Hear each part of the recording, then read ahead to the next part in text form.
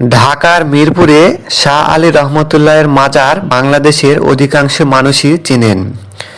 দর্শক, আজকের ভিডিওতে দেখব হযরত শাহ আলী মাজার এবং এর ইতিহাস সম্পর্কে জানব। সৈয়দ শাহ আলী বাগদাদী ছিলেন তৎকালীন পাক ভারত উপমহাদেশের সুদূর আরব অঞ্চল হতে ধর্ম প্রচারার্থে আসা অন্যতম উল্লেখযোগ্য সুফি ব্যক্তিত্ব। তিনি 100 সঙ্গী নিয়ে আগমন করেন।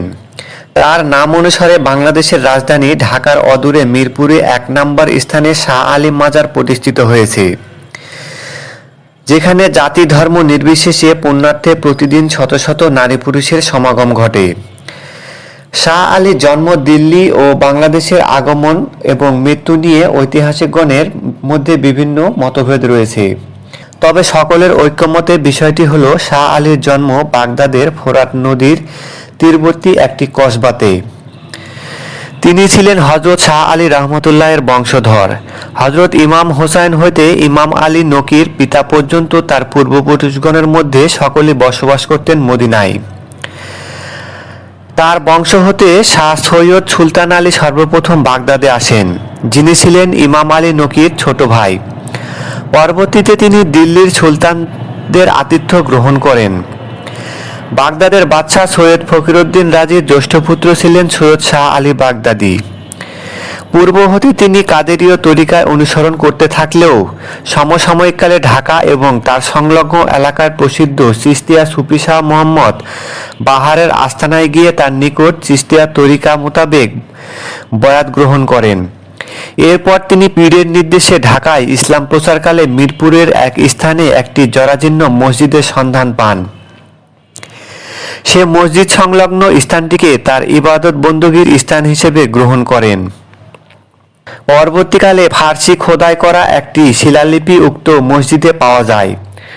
ঐতিহাসিক গুরুত্ববাহী ওই শিলালিপিতে পাওয়া তথ্যের উপর ভিত্তি করে সাধনা করা হয় শাহ আলী বাগদাদী 1577 সালে মুঘল আমলে মৃত্যুবরণ করেন। সন্ধান পাওয়া ওই ধ্বংস প্রায় জরাজীর্ণ মসজিদের চতুর্দিকে বন্ধ অবস্থায় 40 দিনের চিল্লা ব্রত পালন করে তিনি নিহত হন। শিয়া এবং সুন্নিদের ধর্মবিরোধের সময় তিনি বাগদাদ নগরী হতে প্রস্থান করেন। অন্যদিকে দিল্লির শাসকদের মধ্যে যখন ক্ষমতার দ্বন্দ্ব চরমকালে ধারণ করেন, তখন দিল্লি ত্যাগ করেন।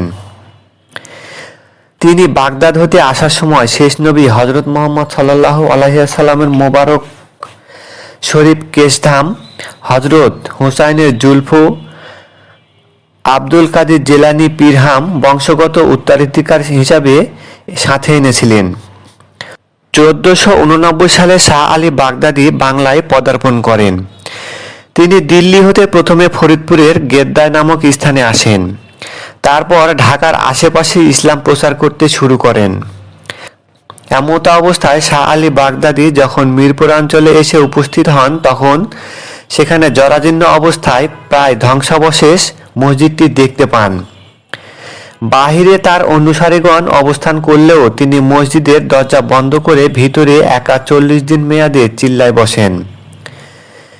তিনি চিল্লায় বসার আগে ভিতরে যত কিছুই হোক না কেন তার মুরিদগণদের চিল্লায় 40 দিন পূর্ণদা হওয়া পর্যন্ত কোনো অবস্থায় ভিতরে প্রবেশ করতে নিষেধ করেছিলেন।